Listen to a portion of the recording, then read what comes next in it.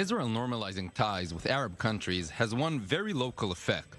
It's pushing the main Palestinian factions, Hamas and Fatah, closer together. Representatives of the two bitter rival parties met in Turkey earlier this month and discussed holding long-delayed parliamentary elections. Here we are, despite all the obstacles that you know too well, preparing ourselves to hold parliamentary elections, followed by presidential elections, with the participation of all factions and political parties. We will continue creating life and hope under the flag of national unity and democracy.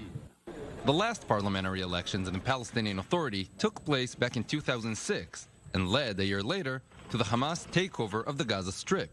Another holdover of those elections is the Palestinian Legislative Council, a political entity that now exists mainly on paper. It includes 132 members. 74 representatives belong to the Islamist Hamas, and 45 representatives belong to the National Secular Fatah Party. Another 7 members are from communist parties, and 6 more are independent. But the council hasn't met in almost 14 years. The PLO has its own government in Ramallah and controls the West Bank. In the Gaza Strip, Hamas has total control with no political opposition allowed.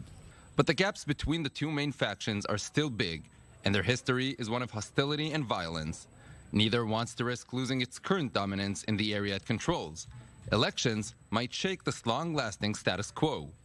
For elections to take place and include Palestinians who live in East Jerusalem, Israel will have to approve as well. With democratic institutions hibernating for 14 years and a lengthy list of obstacles, President Abbas needs a special boost of motivation for polling to take place.